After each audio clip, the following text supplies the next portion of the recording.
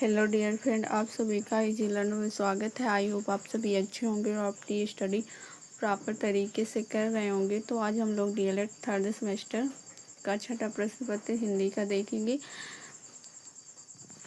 इससे पहले मैंने आपके 10 चैप्टर कंप्लीट करा दिए थे। हमारी टोटल 23 क्लासें हो गई थी। आज जो रहेगी वो 24वीं क्लास रहेगी और हमारा चैप्टर 11 रहेगा। ठीक, तो देखिए आज हम लोग अलंकार पढ़ेंगे। क्या पढ़ेंगे? अलंकार। ठीक, देखिए अलंकार का अर्थ होता है आभूषण, सुंदरता, शोभा, चमत्कार। अलंकार का अर्थ होता है आभूषण से, सुंदरता से, शोभा से और चमत्कार से। ठीक, आगे देखिए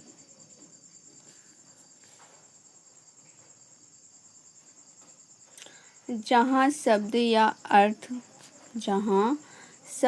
अर्थ द्वारा किसी काव्य, पंक्ति या वाक्य की शोभा बढ़ाई जाए या चमत्कार उत्पन्न हो उसे अलंकार कहते हैं। अलंकार का मतलब होता है मेन कि जहाँ शब्द या अर्थ द्वारा, मतलब किसी शब्द या अर्थ द्वारा जब किसी काव्य, पंक्ति या वाक्य की शोभा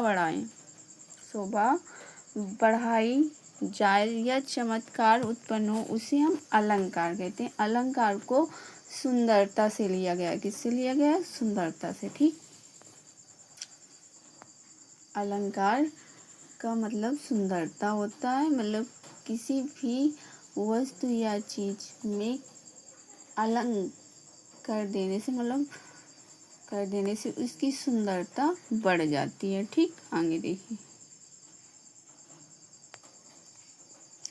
जहाँ शब्द या अर्थ द्वारा विशेषता उत्पन्न हो, जहाँ शब्द या अर्थ द्वारा विशेषता उत्पन्न हो उसे अलंकार कहते हैं। उसे अलंकार कहते हैं। ठीक, अलंकार के प्रकार, अलंकार के 3 प्रकार होते हैं। कौन कौन से होते हैं? देखिए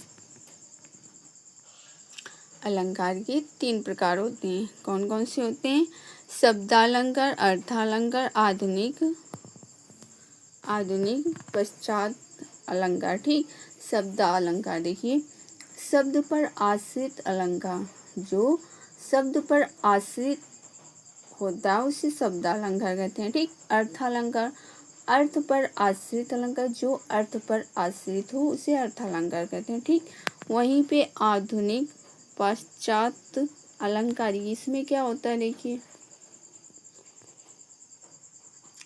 आधुनिक में पश्चात साहित्य में आए, आधुनिक में पश्चात साहित्य में आए अलंकार या शब्द और अर्थ के कारण विशेषताएं, अर्थ के कारण विशेषताएं। देखिए कह रहा है आधुनिक में पश्चात साहित्य में आए अलंकार या शब्द और अर्थ के कारण विशेषता है, इसके कारण विशेषता है, उसे हम आधुनिक पश्चात अलंकार कहते हैं। ठीक, आगे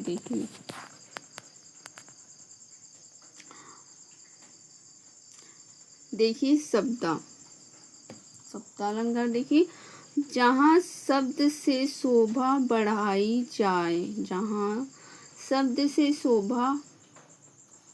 पे शब्द से शोभा बढ़ाई जाती है उसे हम शब्दालंकार, मतलब जिन शब्दों के कारण, अगर हम शब्दों के कारण किसी भी चीज की शोभा बढ़ती है उसे हम शब्दालंकार कहते हैं। वही कहा गया है जहाँ पे शब्द से शोभा बढ़ाई जाती है उसे शब्दालंकार कहते हैं। ठीक, शब्दालंकार के प्रकार, शब्दालंकार के निम्न प्रकार हैं। कितने प्रकार हैं? निम्न प्रकार देखिए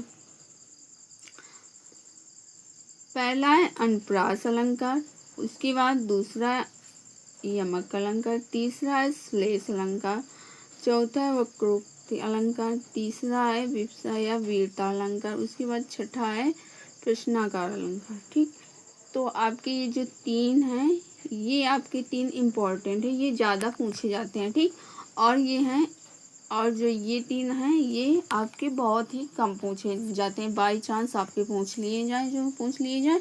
बकाया आपके ये वाले 3 आपके इम्पोर्टेंट हैं, ये हमेशा पूछे जाते हैं। ठीक, देखिए अनुप्रास अलंकार, जहाँ एक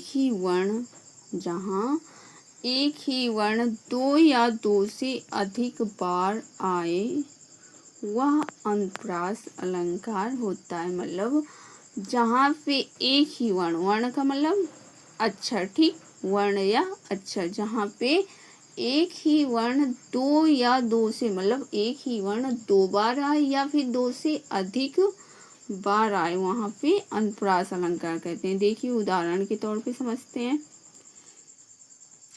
जैसे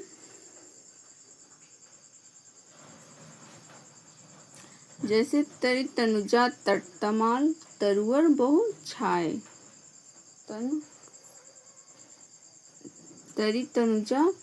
तरिन तनुजा तट तमाल तरुवर बहु छाए। तो इसमें देखिए, इसमें एक वर्ण की कितनी बार आवृत्ति हुई, इसमें एक वर्ण की 2 से अधिक बार आवृत्ति हुई है। देखिए चाहे तरन तनुजा तट तमाल तरुवर बहु छाए, आपके ता देखिए कितनी बार आया हुआ है, आपके ता 5 बार आया हुआ है। ठीक, वही उसमें डिफिनीशन में बताया गया था कि अगर एक वर्ण की आवृत्ति 2 से अधिक बार आए, एक वर्ण की आवृत्ति अगर 2 से अधिक बार आए मतलब हो, उसे अनुप्रास कहते हैं। तो इसमें ता की आवृत्ति 5 बार हुई है। कितनी बार हुई है? 5 बार हुई है। उसके बाद दूसरा है, चारु चंद्र की चंचल किरणें खेल रही हैं जलथल में। तो यहाँ पे भी एक वर्ण की कई बार आवृत्ति हुई है। ठीक, तो आपका ये अनुप्रास का उदाहरण हो जाएगा। ठीक है, उसके बाद तीसरा है,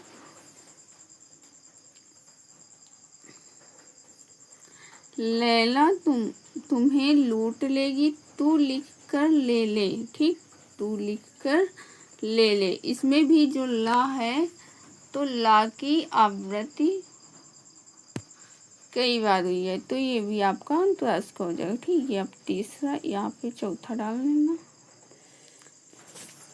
उसके बाद जैसे है परदेसी जाना नहीं। ठीक, तो यहाँ पे पा वर्ण की आवृत्ति 2 बार हुई है, तो ये भी आपका अनुप्रास हो जाएगा। ठीक, आगे देखिए। उसके बाद दूसरा है यमक अलंकार। देखिए, जहाँ एक शब्द 2 या 2 से अधिक बार आए परंतु अर्थ भिन्न भिन्न हो वह यमक अलंकार का। उसमें आपका वर्ण के बारे में बताया गया था, इसमें आपका शब्द के बारे में बताया गया है कि जहाँ पे एक शब्द 2 या 2 से अधिक बार आए। ठीक, एक शब्द 2 या 2 से अधिक बार तो आए किंतु शब्दों का अर्थ अलग हो, उसे यमक अलंकार कहते हैं। जैसे कनक कनकती सौगुनी मादिकता अधिकाए व खाए बौराए जगुआ पाए बौराए, ये आपका बिहारी जी द्वारा लिया गया है। तो देखिए इसमें कनक कनक देखिए इसमें एक शब्द 2 बार आया। ठीक, वही बताया गया कि एक शब्द 2 बार आया किंतु उनका अर्थ डिफरेंट हो। ठीक, अर्थ अलग हो दोनों का। तो एक कनक का मतलब आपका धतूरा हो जाएगा और एक कनक का मतलब आपका सोना हो जाएगा। ठीक, आगे देखिए। उसके बाद दूसरा देखिए, काली घटा का घमंड घटा नभ मंडल तारक वृंद खिले। काली घटा का घमंड घटा नभ मंडल तारक वृंद खिले, ये आपका देखिए घटा, जो घटा है ये आपका 2 बार आया हुआ है। घटा शब्द 2 बार आया हुआ है। तो देखिए एक घटा का मतलब हो गया आपका काले बादल, एक घटा का मतलब काले बादल हो गए और दूसरा घटा हो गया आपका कम होना। ठीक, आगे देखिए। श्लेष अलंकार, श्लेष अलंकार देखिए, श्लेष का अर्थ होता है चिपका हुआ। क्या होता है? श्लेष का अर्थ होता है चिपका हुआ। ठीक, जहाँ एक ही शब्द के कई अर्थ निकले, जहाँ पे एक ही शब्द के कई अर्थ निकले वहाँ पे श्लेष अलंकार होता है। देखिए कैसे, रहीमन पानी राखिए, बिन पानी सब सून, रहीमन पानी राखिए, बिन पानी सब सून, पानी गए न उबरे, मोती मानुष चून। ठीक, तो इसमें देखिए एक ही शब्द के कई अर्थ हैं। क्या है? एक ही शब्द के कई अर्थ हैं। तो पानी के आपके 3 अर्थ हैं। देखिए कौन कौन से हैं। पानी के आपके 3 अर्थ हैं। देखिए, मोती के लिए चमक, एक पानी का अर्थ आपका हो गया मोती के लिए चमक, और दूसरा का अर्थ हो गया मोती के लिए सम्मान, मोती के लिए सम्मान। वहीं पे तीसरा हो गया चूने के लिए जल। ये आपके तीनों पानी के अर्थ हो गए। ठीक, आगे देखिए। उसके बाद दूसरा उदाहरण है, मधुवन की छाती को देखो, मधुवन की छाती को देखो, सूखी कितनी इसकी कलियां, सूखी कितनी इसकी कलियां। तो देखिए कलियां, कलियां का देखिए, खिलने से पूर्व फूल की दशा, खिलने से पूर्व फूल की दशा, यौवन से पहले की अवस्था, यौवन की पहले। इसमें एक तो जो कलियां हैं इसके 2 अर्थ लिए गए हैं। कितने लिए? 2 अर्थ लिए। एक तो कली मतलब आपकी उसके फ्लावर से लिए गए, या एक कली फ्लावर से ली गई, और एक कली मतलब जो एक कली है ये मनुष्य के जीवन से जोड़ी गई है। ठीक, जैसे जिस तरह फ्लावर क्या होता है? खिलता है। ठीक, तो वही बात कहा गया, खिलने से पूर्व मतलब फ्लावर के खिलने से पूर्व की दशा देखिए, और वहीं पे यौवन से पहले की अवस्था। ठीक, तो यहाँ पे कलियों की 2 दशाएं बताई गई हैं, या कली की 2 अर्थ बताए गए हैं। ठीक, आगे देखिए।